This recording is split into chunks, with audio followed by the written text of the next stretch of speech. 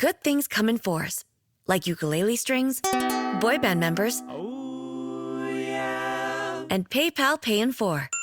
No fees, no interest, no impact on your credit score. Just the flexibility to pay the way that works for you. Strum it, hum it, pay it in 4.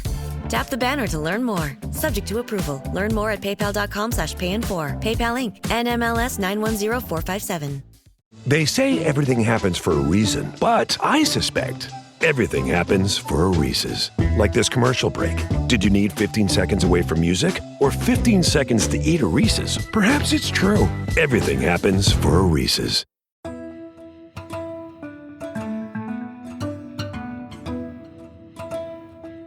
For the News and Observer, I'm Dawn Vaughan, Capitol Bureau Chief and host of Under the Dome.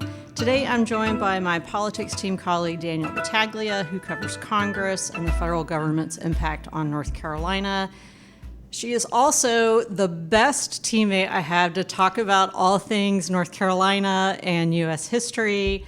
Before we came in here, Danielle showed me her U.S. Senate bag, and you have quite an arrangement of U.S. Senate things. I do. I got very, I don't know that excited is the right word. I think when I was leaving Washington, I had a period of mourning for multiple reasons, and I bought out the U.S. Senate store. So I have a U.S. Senate pillow, U.S. Senate trivets, a cup, a sweatshirt, and they gave all of it to me in this like to-go bag that's really nice canvas, says U.S. Senate on it. Sorry, House.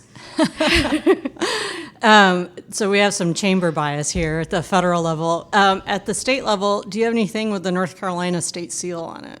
I don't believe I do, but I was thinking for tomorrow, you and I need to make U.S. Senate seal. Wow, that's hard to say. U.S. Senate seal cupcakes. Okay. I do have an excessive amount of state seal things, and the reason I'm talking about the state seal specifically, because at the bottom of that seal, April 12th, 1776, which just happened as you're listening to this a few days ago, we have reached the 250th anniversary of the Halifax Resolves. Get excited and tell us what that is, because I don't feel like a lot of people will know. Well, I'm going to let Governor Josh Stein start talking about it with this audio clip I have from this past week.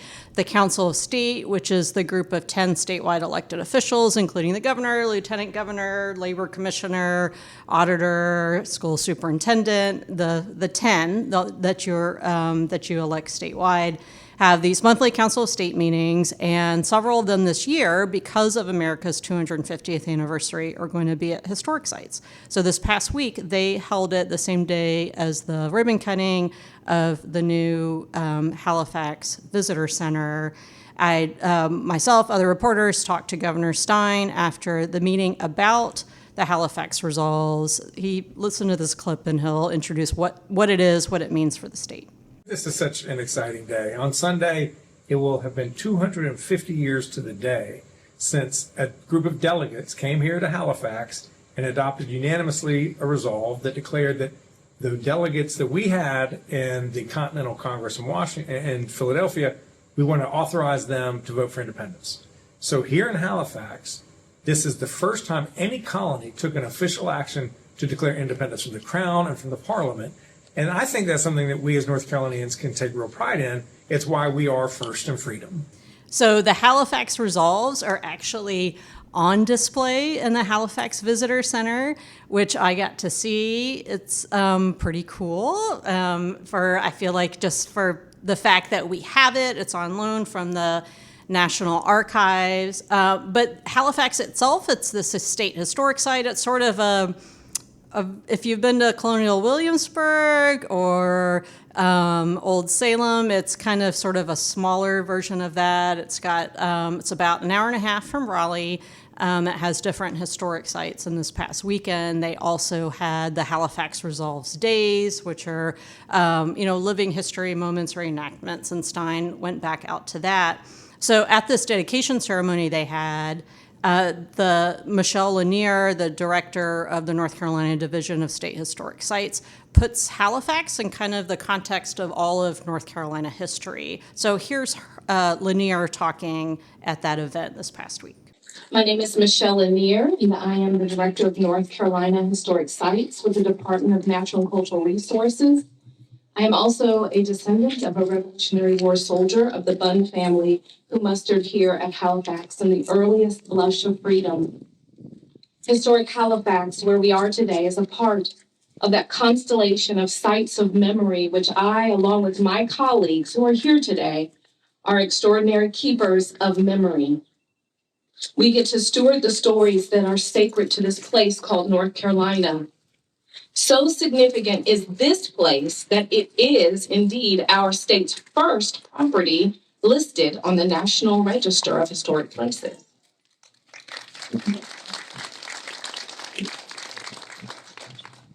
It is virtually undeniable that there are few forces more powerful than the concept of freedom. One of the most extraordinary metaphors for freedom is the force of water. Millennia ago, when the first people of this land made home, they declared the waters of Magazine Springs sacred. They used the nearby Roanoke River, later known as a Freedom River on the Maritime Underground Railroad, as an artery for sustenance, community, connection, and survival. We honor these original people, particularly the ancestors of the Halawasaponi who are here in force today.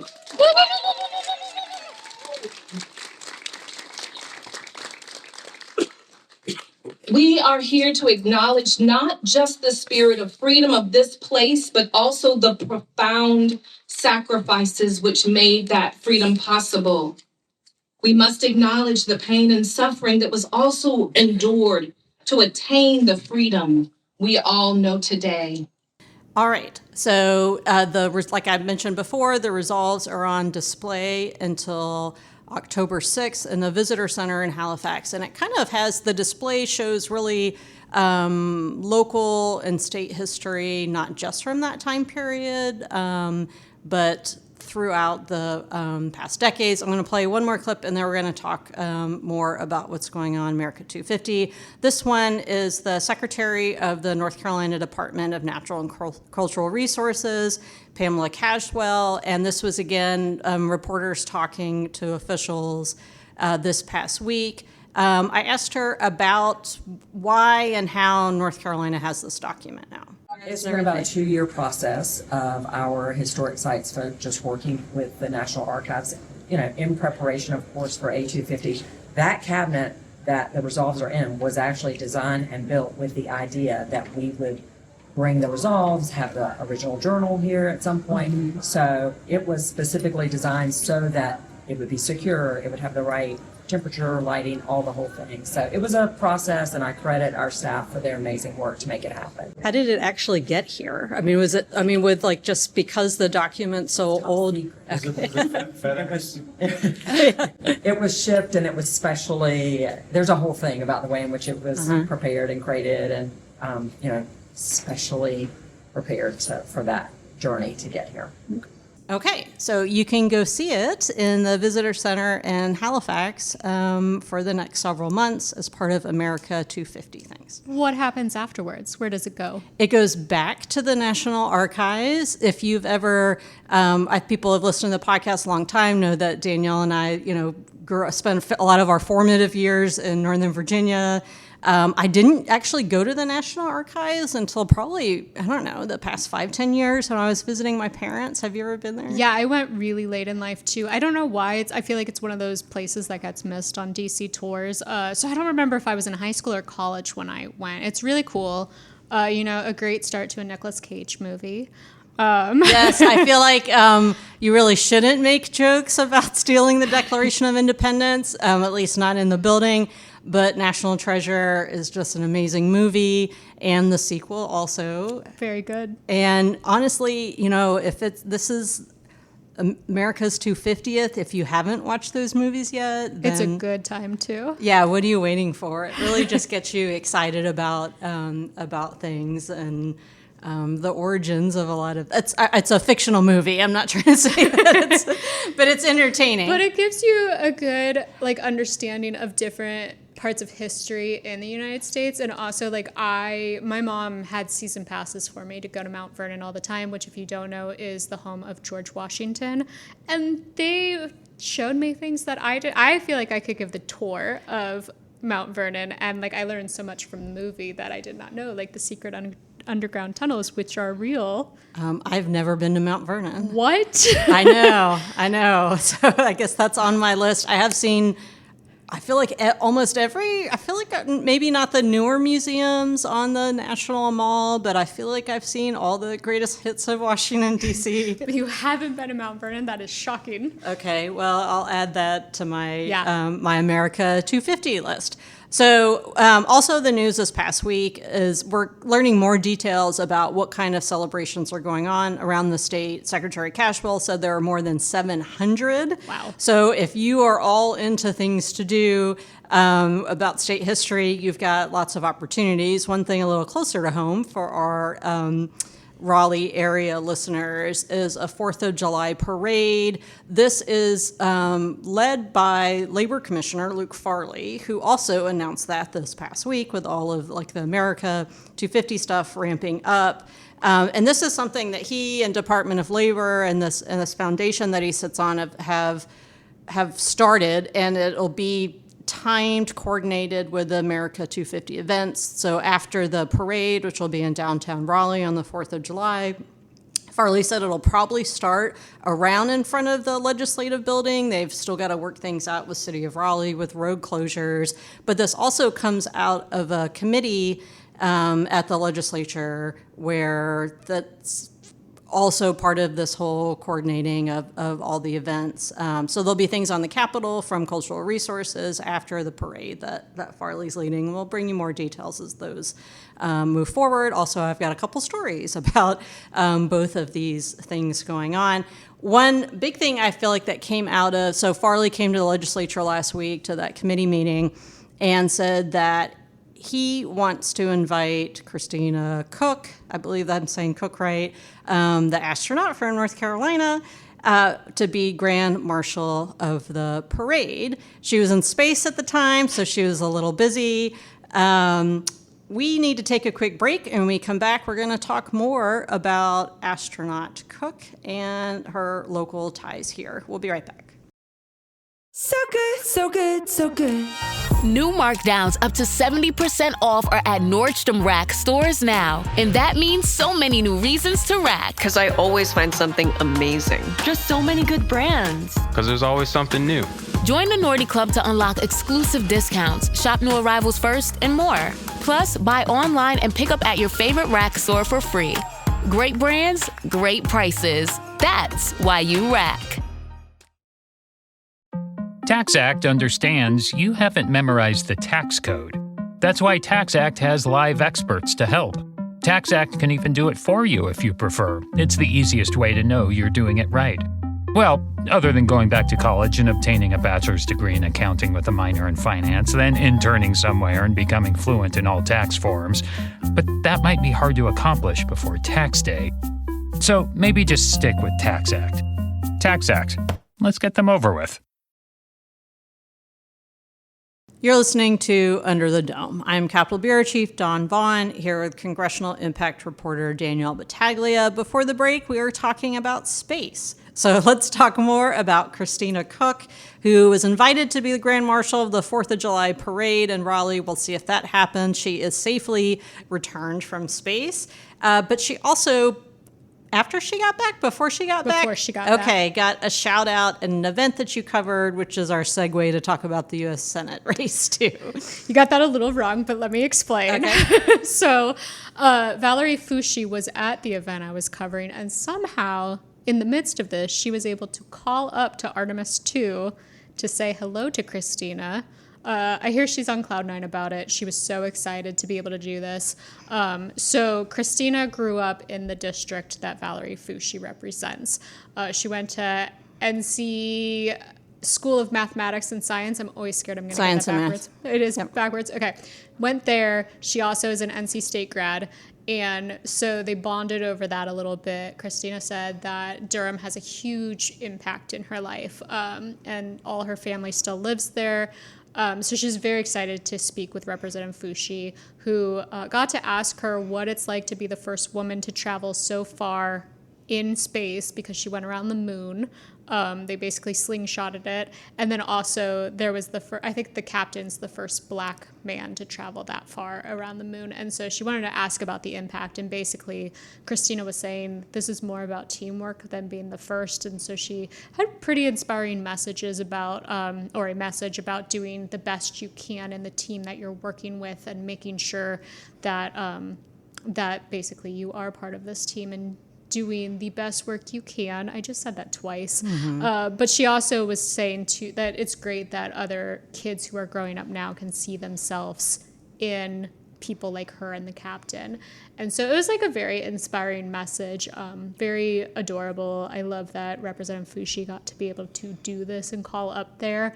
And this was at the U.S. Senate campaign rally for Cooper? I don't know how she pulled this off, because there was the U.S. Senate rally in Durham that same night. She spoke on stage and then I guess went backstage and called up to outer space. Okay. I also like that all 4 astronauts were Generation X, so just that's my little plug there as a member of that. So Roy Cooper had a rally. Michael Whatley also had an event. Yeah. What are your takeaways from those 2 events? I know that you were at Cooper. Our colleague Esther Francis was at Whatley, about how Cooper and Whatley are kind of, turning the direction of how things are going in this race. Yeah, it was very interesting. They held rallies. We haven't seen Michael Whatley up here in Raleigh in public events yet. So I believe this was his first public event here in Raleigh. Cooper was in Durham. Very different experiences, both as rallies, but also as a reporter. Esther wasn't able to get into the event for Michael Whatley. So it was a roundtable discussing local businesses, and Senator Tim Scott was there. We were not allowed inside, even though it was advertised like we would be able to. So she got to ask questions after the fact. He largely spoke about supporting the troops in Iran right now, and kind of sidestepped where gas prices are right now. Very high. Very high. I am trying not to fill up my tank right now. And then Cooper's event, there was about 400 people there. I was not expecting that. And, Governor Josh Stein spoke, Representative Fushi spoke. There were several people who basically pumped up the crowd before he got in there, and also talked again about lowering prices and his plan to do that. So kind of different atmospheres at the 2 events.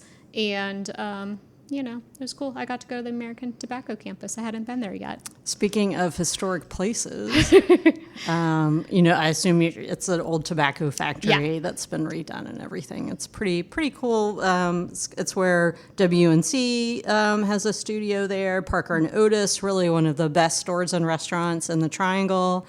I love Parker and Otis. Every time I go there, I stop at Parker and Otis. And then there's other stuff there, too. And, of course, the Durham Bulls are next door. So. Yeah, it was cool. It looked great. We should do that in Reidsville, because we also have a Lucky Strikes factory over there. Okay. And American Tobacco.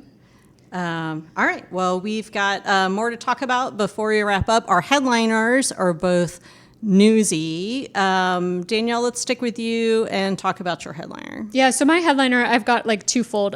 Washington, Congress is returning to Washington this week. They've been gone for the past 2 weeks, both while we're at war, while gas prices are going up.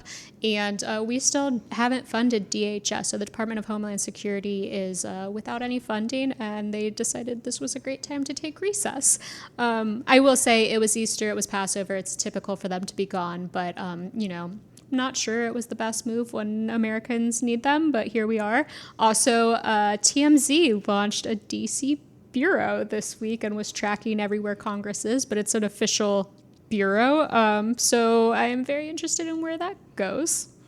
What do you think that Congress is going to do first?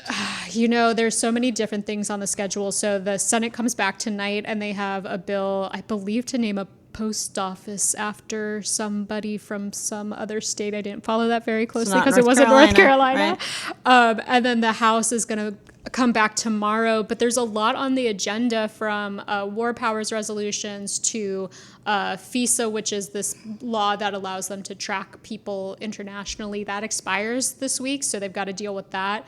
There's been calls for the president's impeachment over some of the things that he has said on social media. And so I think they're going to have a lot on their plate. All right. Well, my headliner is related, except it's not federal. Actually, I have two, one that's state and federal and one that's just state. I'll go with my state-federal crossover, which is tax day. If you're we're recording this on Monday the 13th. If you're listening to this on Tuesday or later, it's time to pay your taxes. I paid my taxes to the federal and state government. It's been an ever-present reminder of the fact that they get to take some of our money and decide how to spend it. So that's one of the reasons why here at the News and Observer, we tell you what your government is doing with your taxpayer money. My state one is that the General Assembly is also coming back next week on the 21st. This is the short session. We'll have plenty of coverage leading up to it, and of course, first day. And I am excited for the short session. We've had so many of these just little bits of things here and there going on. So the session will start slow and then probably be a fire hose. I'm excited now once the fire hose starts, maybe a little less stressed and more likely to want comfortable shoes running around there. But speaking also of going back to this week and tax day, there is the House Property Tax Reform Committee is meeting on tax day to talk about your taxes at the local level and what they want to do. There's a proposal now to limit the tax rate that local governments can impose. So my headliner is local, state, federal taxes. I love it. All right, we're out of time. Thank you for listening to our History Clips episode of Under the Dome, as well as, of course, all the news of the week. For the NNO, I'm Dawn Vaughan with Danielle Battaglia, producer Kevin Keister. Thank you for listening, and we'll talk to you next time. For more from our politics team, subscribe to the News and Observer at newsobserver.com/subscribe. Follow us on Twitter at Under the Dome and NC Insider, and sign up for our weekly political newsletter, also called Under the Dome, at newsobserver.com/newsletters. Thanks for listening.